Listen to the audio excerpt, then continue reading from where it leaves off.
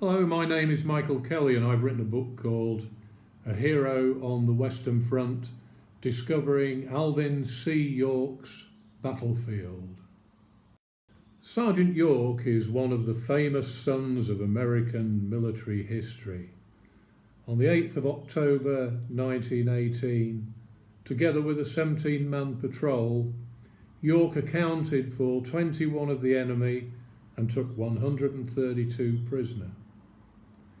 This was part of the Meuse-Argonne offensive of September 1918. On the morning of the 26th of September 1918, the Meuse-Argonne offensive began. At this time, York's unit, part of the 82nd Division, the 328th Infantry Company G, was being held in reserve. It was not brought into action until October, when, working with the 28th Division on the left, the 328th attacked the east flank at a village called Chatel-Chehery.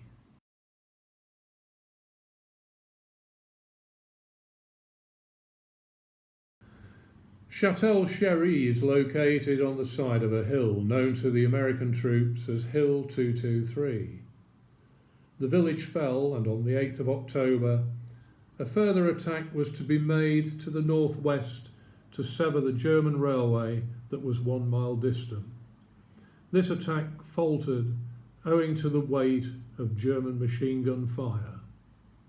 The 328th were held up in the low ground, and in a bid to silence the machine guns, a 17-man patrol, of which Corporal York was a section leader, was detailed to infiltrate behind the German lines and silence the guns. This is the hill which was given the name York's Hill, and it was across this ridge the 17-man patrol went. After some time, the patrol encountered 2 German soldiers who ran off.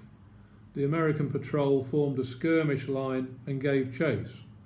Bursting out of cover, and on the other side of this creek were a large number of German soldiers having breakfast. The American patrol fired a few shots and the Germans surrendered. As the patrol moved in to secure the prisoners, machine gun fire from close by strafed them, killing 6 of the Americans instantly and wounding others, including the NCO in charge. York, who escaped injury because he was close to the prisoners, returned fire. After a few minutes, during which he killed 21 of the enemy, the German officer offered surrender. The Germans were ordered to ditch their equipment on the hillside, and York, assisted by the remainder of the American patrol, were marched into captivity. He was promoted to sergeant and awarded the Medal of Honor and other decorations. The Nolen Group consisted of professional people on a global scale. Archaeologists, historians, and global technology experts were brought together to locate the site where York and his patrol were involved. This book will describe the methodology employed by the Nolen Group and the meticulous attention to detail employed to locate the spot. One of the patrol members killed was Corporal Murray Savage, who was buried where he fell. The body was exhumed after the war and laid to rest in the American cemetery. At the time of exhumation, the American Graves Registration Service registered coordinates of the burial positions of Savage and the other members killed. These records enabled the group to discover the burial sites, and this is a location where we believed was Corporal Savage's point of initial burial. This is the team archaeologist at work. He was able to locate artifacts that had been part of the patrol members' equipment that had been discarded by the burial exhumation teams. This is a soldier's knife, believed to have belonged to Private Wine. It bears the letters and figures US 328G. And this is a US collar disc 328G found near the creek and belonging to an American casualty. Under the keen eye of the French and American archaeologists, a systematic metal detector sweep is carried out. Positions of finds are recorded using satellite equipment. Here a German canteen has just been discovered, and a German belt buckle on the side of the hill where the Germans discarded their equipment. This is part of a German machine gun found on the side of the hill. Many other items were located, including unspent ammunition.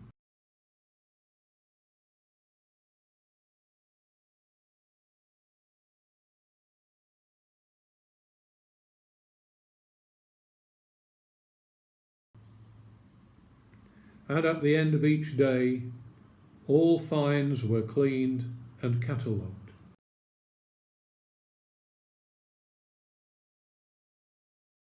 Here are some team members and visitors from the relatives of the 16 members of the patrol.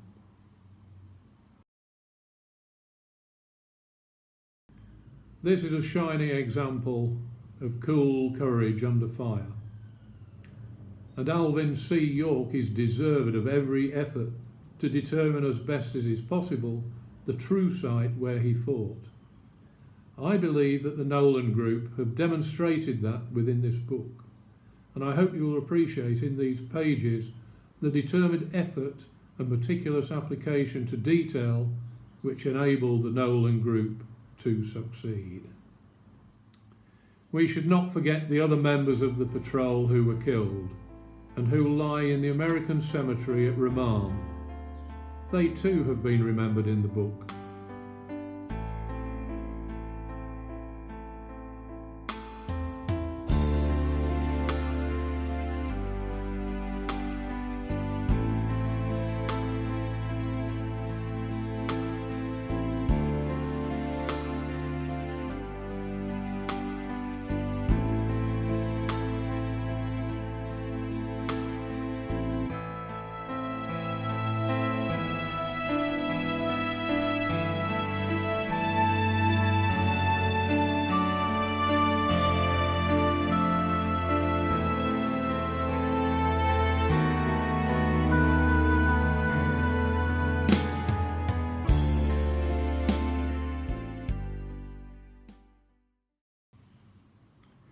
If you would like to buy a signed copy of this book, please follow the on-screen instructions.